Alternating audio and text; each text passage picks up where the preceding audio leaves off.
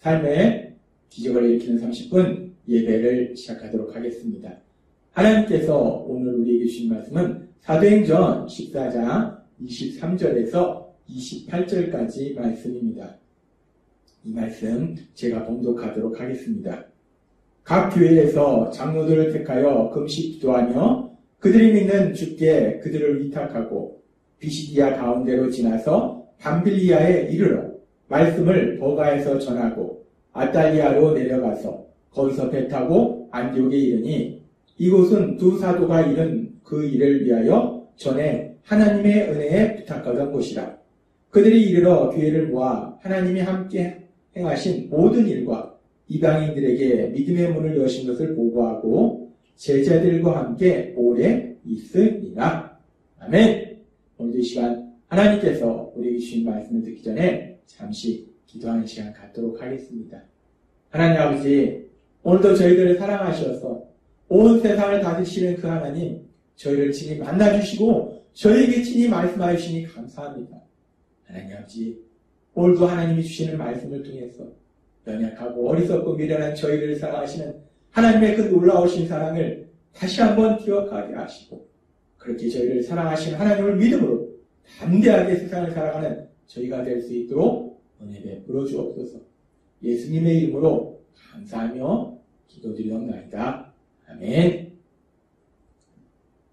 우리가 사도행전 14장의 말씀에 보면은 이제 사도행전 13장에서 출발한 바울과 바나바의 1차 선교회, 안디옥을 떠나서 구보를 거쳐서 비시디아, 안디옥, 이고니온, 루스드라, 그래서 더베까지 복음을 전한 바울과 바나바는 이제 왔던 길을 되돌아갑니다. 그러면서 되돌아가면서도 계속해서 복음을 전해요. 그리고 이제 결국 출발했던 그 안디옥으로 돌아옵니다. 사도행전 14장 26절과 27절은 이렇게 말씀합니다. 거기서 배 타고 안디옥에 이르니 이곳은 두 사도가 이룬 그 일을 위하여 전에 하나님의 은혜에 부탁하던 곳이라. 이 안디옥으로부터 이 바나바와 바울이 1차 선교여행을 떠났습니다. 1차 선교여행을 떠났던 그 출발지인 안디옥, 자신들을 파송했던 교회 안디옥 교회로 다시 바울과 바나바가 돌아갔어요. 그렇게 돌아가서 그들이 이르러 교회를 모아 하나님이 함께 행하신 모든 일과 이방인들에게 믿음의 문을 여신 것을 보고하고, 그래서 안디옥 교회로 돌아가서 이제 하나님께서 그들과 함께 하시면서 얼마나 놀라운 많은 역사들이 이루었는지 그 과정 속에 있었던 일들을 자세히 얘기하고 그 과정 속에서 얼마나 많은 이방인들이 그 비시디아, 안디옥, 구브로, 그리고 보면은 또 우리 여기 지나왔던 이고니온, 더베, 루스드라, 얼마나 많은 사람들이 이방인들이 구원을 받았는지 그 이야기를 바울 사도가 신나게 성도님들한테 전합니다.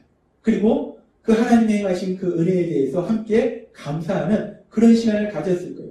그렇게 1차 선교여행의 그런 결과에 대해서 보고하고, 그리고 사도행전 14장 28절은 이렇게 말씀합니다. 제자들과 함께 오래 있으니라 라고 말씀합니다. 그렇게 1차 선교여행에서 돌아온 바나바와 바울은 이제 선교 결과에 대해서 안디옥 교회에서 보고를 한 이후에 제자들과 함께, 그렇게 예수님을 믿고 있는 안디옥 교회 성도님들과 함께 그 안디옥 교회에서 오래 머물렀다라고 말씀하고 있습니다. 얼마나 오래 머물렀을까? 신학자들은, 성경학자들은 바울과 바나바가 1차 선교여행 이후에 안디옥 교회에 돌아와서 약 1년 정도, 대략 1년 정도의 시간을 머물고 있었다라고 얘기합니다.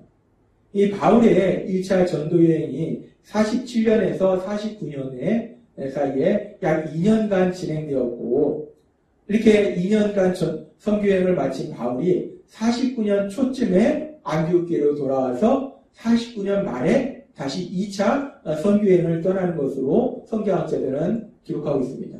그래서 그 기간 동안 이제 바울이 약 1년 정도의 시간을 이 안디옥 교회에 머무르고 있었다라고 말하고 있어요. 이 안디옥 교회에서 바울과 바나바는 그동안 1차 선교여행으로 지쳐있던, 영적으로 육적으로 지쳐있던 그 부분을 휴식을 취하면서, 쉼을 취하면서 재충전의 시간을 갖는 그런 시간을 가졌다는 거예요. 이 바울과 바나바가 1차 선교여행을 했던 그 과정을 우리가 잠시 생각해 보면은 2000년 전입니다. 그 당시에 뭐 별다른 교통수단이 없습니다. 지금처럼 자동차가 있는 것이 아니고 비행기가 있는 것도 아니고 배도 지금처럼 그렇게 좋은 배가 있는 것도 아니고 그리고 또 뭐 도로가 지금처럼 아스팔트로 이렇게 잘 다져져 있는 것도 아니고 울퉁불퉁한 자갈길, 산길. 이 바울과 바나바가 안디옥을 출발해서 구브로선을 거쳐서 더베까지 그렇게 복음을 전하는 그 과정을 보면은 작은 배를 타고 위험을 무릅쓰고 항해를 했을 것이고 대부분의 거리는 걸어서 그렇다고 신발도 지금처럼 좋은 것이 있는 것도 안 했을 거예요. 그렇게 걸어서 그 먼 거리를 갔을 거라는 거예요. 그랬을 때 이 바울과 바나바가 얼마나 육체적으로 힘든 시간이 많았을까? 육적으로 많이 지쳤을 거예요. 뿐만 아니라 우리가 알다시피 루스드라 지역에서는 바울이 유대인들에서 돌에 맞아서 거의 죽을 뻔한 그런 위기까지 넘겼습니다. 그러니 이 바울과 바나바가 이 선교여행 2년간의 선교여행 동안 얼마나 육체적으로 지쳤겠어요. 그래서 그렇게 육체적으로 지친 바울과 바나바 하나님의 사람이지만 또한 약간 인간이기 때문에 이 안디옥에서 1년 동안 휴식의 시간을 취하면서 쉼의 시간을 취하면서 육적으로 지친 그 몸을 회복하는 재충전하는 그런 시간이 필요했다는 거예요. 그렇게 1차 선교여행을 통해서 이 바울과 바나바가 육적으로 많이 지쳤을 것이고 그렇게 육적으로만 지친 것이 아니라 이 선교여행은 또한 이 바울과 바나바가 영적으로도 많이 지칠 수밖에 없는 그런 선교여행이었어요. 왜냐하면 복음을 전한다는 것이 그냥 사람들에게 하나님의 말씀을 전하는 것이 아닙니다. 복음을 전한다는 것은 에베소 2장 2절의 말씀에 보면 그때에 너희는 그 가운데서 행하여 이 세상 풍조를 따르고 공중의 권세 잡은 자를 따랐으니 라고 말씀합니다. 예수님을 믿지 않는 사람들은 그냥 예수님을 믿지 않고 자기 생각대로 살 뿐만 아니라 악한 사단, 그들의 삶을 미혹하고 속이는 멸망으로 대가는 그 악한 사단의 그 영향력 아래서 그 악한 사단의 손에 잡혀서 살고 있었다는 거예요. 따라서 그렇게 악한 사단의 영향력 아래 살던 사람들을 복음을 전해서 이제 하나님의 자녀로서의 삶을 살도록 도와주는 것은 변화되도록 도와주는 것은 이 악한 사단의 세력과의 강력한 영적인 전쟁이 있다는 거예요. 그래서 지금 바울 사도가 복음을 전하는 가정 가운데 보면은 사람들을 통해서 악한 사단이 강력하게 공격하고 그래서 육적으로만 지치는 것이 아니라 영적으로도 상당히 지친다는 거예요. 이 복음을 전하는 것은 사단과의 그 악한 사단의 세력과의 강력한 영적인 전쟁이라는 겁니다. 죽고 사는 문제라는 거예요. 영적인 전쟁이기 때문에 이 바울과 바나바가 이 1차 선교여행 동안에 영적인 수많은 전쟁을 치렀고 많은 사람들을 그 사단의 세력에서 구한다는 것은 많은 영적인 전투를 치렀다는 거예요. 그렇기 때문에 영적으로도 많이 지쳤을 거라는 거예요. 그래서 바울과 바나바는 그렇게 육적으로도 지치고 영적으로도 지쳤기 때문에 이제 사도행전 14장 28절의 말씀처럼 제자들과 함께 오래 있으니라 라는 말씀처럼 자신들이 출발했던 그 안디옥교회로 돌아와서 육적으로나 영적으로나 휴식을 취해서 쉼을 통해서 재충전할 그런 시간이 필요하다는 거예요. 그래서 이 바나바와 안디옥은 1차 선교여행 이후에 다시 연속해서 2차 선교여행을 떠나는 것이 아니라 약 1년여 동안에 안디옥교회에 머물면서 육적으로 영적으로 쉼을 누리면서 재충전의 시간을 갖더라는 겁니다. 그러면서 우리가 오늘 사도행전 14장의 말씀을 통해서 특별히 바나바와 바울이 이제 선교여행을 떠나서 다시 돌아와서 이 안디옥교회에서 1년여 동안 휴식을 취하는, 쉼을 찾는 그런 시간을 갖는 모습을 보면서 우리는 바나바와 바울을 복음을 전하도록 부르신 하나님, 그리고 우리를 부르신 그 하나님의 놀라우신 사랑을 다시 한번 볼 수 있어요. 하나님은 우리를 사랑하십니다. 우리를 사랑하신 하나님은 우리가 그렇게 하나님의 사랑 안에서 살아갈 때 우리가 세상 속에서 열심히 성실하게 하나님의 영광을 나타내는 삶을 살아야 된다라고 말씀하신다는 거예요. 우리는 세상 사람보다 더 열심히 성실하게 살아가야 된다라고 하나님은 말씀하셨어요. 근데 우리가 그렇게 세상 속에서 열심히 성실하게 하나님의 영광을 나타내는 삶을 사는데, 그렇다고 해서 우리가 밤낮 쉬지도 않고 계속해서 끊임없이 그렇게 일만 하면서 그렇게 뭔가를 하면서 살아야 되는가? 하나님은 그렇게 말씀하시지 않더라는 거예요. 하나님은 우리가 그렇게 열심히 성실하게 살지만 때로는 우리에게 쉼이 필요함을 아시기 때문에 우리에게 쉼의 시간을 가져라 라고 하나님은 말씀하신다는 거예요. 하나님께서 선택하신 백성 이스라엘, 그 이스라엘을 출애굽시키신 하나님께서는 그 이스라엘에게 십계명의 계명을 주십니다. 하나님의 말씀대로 살아야 될 아주 중요한 말씀들을 주시는데, 그렇게 중요한 말씀 중에 그 십계명의 말씀은 제4계명에 어떤 계명을 주셨는가? 하나님은 우리에게 너무나 놀라운 은혜의 말씀을 주시는데, 출애굽기 20장 8절부터 십계명의 제4계명은 이렇게 말씀합니다. 안식일을 기억하여 거룩하게 지키라. 안식일을 기억하여 거룩하게 지키라. 이 거룩하게 지키라는 것은 주님 안에서, 주님의 말씀 안에서 그 안식일을 보내라는 것. 그러면서 하나님은 말씀하십니다. 엿새 동안은 힘써 내 모든 일을 행할 것이니. 우리가 예수님 믿고 세상을 살아갈 때 나태하게 살아가면 안 됩니다. 게으르게 살아가면 안 돼요. 그것은 하나님의 영광이 나타나지 않습니다. 하나님은 우리에게 말씀하십니다. 우리가 일해야 될 엿새 동안은, 6일 동안은 힘써 열심히 최선을 다해서 사람에게 하듯 하지 않고 죽게 하듯 그렇게 열심히 성실하게 하나님의 영광을 위해서 사람들을 사랑하는 삶을 살아라. 내가 맡은 일에 최선을 다하면서 살아라 라고 말씀하신다는 거예요. 하나님은 말씀하십니다. 우리가 6일 동안은 세상 속에서 열심히 일을 하라는 거예요. 그 일을 통해서 또 하나님의 영광을 나타내라는 겁니다. 그렇게 열심히 일하고 그리고 쉼없이 계속해서 일만 하는가? 그것이 아니라는 거예요. 출애굽기 20장 10절은 이렇게 말씀합니다. 일곱째 날은 내 하나님 여호와의 안식일이지. 너나 내 아들이나 내 딸이나 내 남종이나 내 여종이나 내 가축이나 내 물 안에 머무는 기계라도 아무 일도 하지 말라. 6일은 열심히 일하는데 제 7일은 하루는 아무 일도 하지 말라는 거예요. 쉬라는 거예요. 쉼을 누리라는 겁니다. 하나님은 분명히 말씀하세요. 출애굽기 20장 11절에 말씀합니다. 이는 엿새 동안에 나 여호와가 하늘과 땅과 바다와 그 가운데 모든 것을 만들고 일곱째 날에 쉬었습니다. 그러므로 나 여호와가 안식일을 복되게 하여 그날을 거룩하게 하였느니라 라고 말씀합니다. 하나님은 우리에게 말씀하십니다. 6일 동안은 열심히 일해라. 그러나 7일째 되는 날은 아무 일도 하지 말고 쉼을 가져라 라고 말씀한다.